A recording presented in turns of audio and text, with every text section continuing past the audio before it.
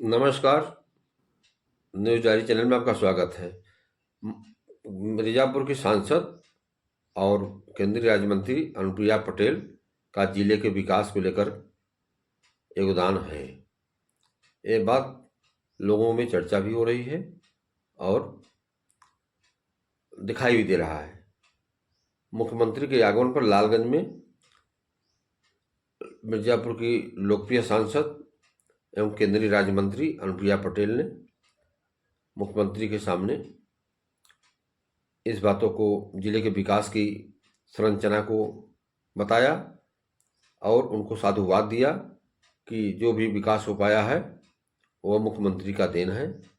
मुख्यमंत्री ने कभी उनको निराश नहीं किया। जब जब विकास की बात उन्होंने कहा वो निराश नहीं किया। इसलिए अनुप्रिया पटेल ने कहा कि जब मैं झोली फैलाई हूँ तब झोली मेरी खाली नहीं लौटी और विकास के लिए बजट मिला है।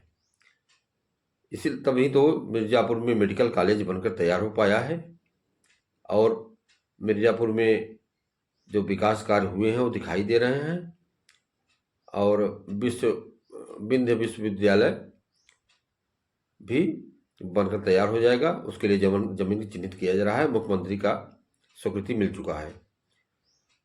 इसी क्रम में उन्होंने बताया कि गोपीगंज और गैपुरा मार्ग पर रामपुर घाट में गंगा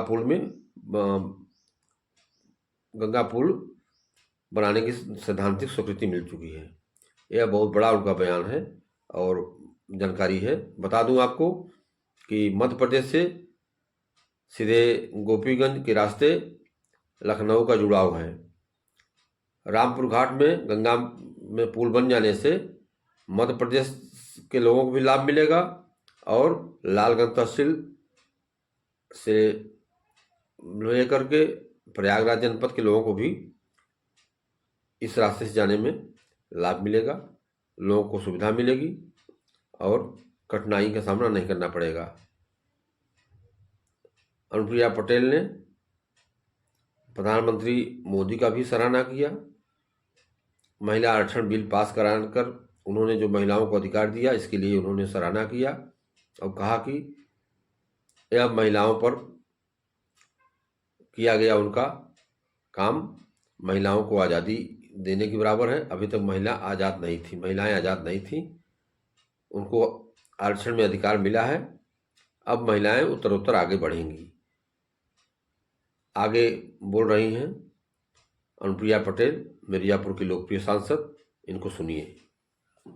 ये सरकार इसलिए लाई ताकि देश की महिलाओं की जो टॉप डिसीजन मेकिंग बॉडी है, यानी जहां से राज्यों के सदन से और देश के सदन से देश की नीति तय करने वाले फैसले होते हैं, उन फैसलों में भी यानी निर्णायक भूमिका में देश की आधी आबादी बढ़ चढ़कर हिस्सा ले।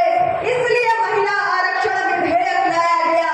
तो देश की नारी सिर्फ देश के विकास के जो फ्रूट्स है उसकी वो उपभोगी नहीं बनेगी, बल्कि आगे बढ़ के देश के विकास का नेतृत्व करेगी।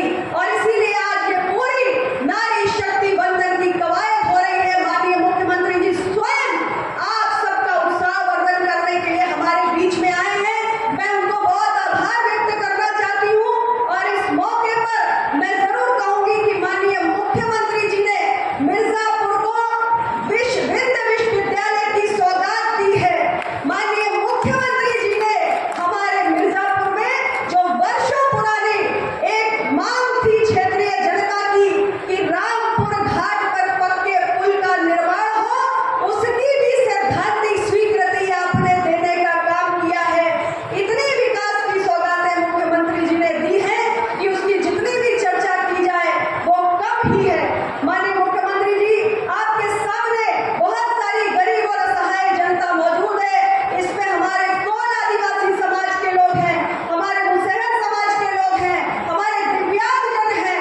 मैं आपको धन्यवाद देना चाहती हूँ कि माननीय मुख्यमंत्री जी आवास योजना के तहत आपने खास तौर से कोल, मुसहर और दिव्यांगजनों का ख्याल रखा है और आज इस गरीब जनता को अपने सर पे छत नसीब हुई है। तो ये आपकी देन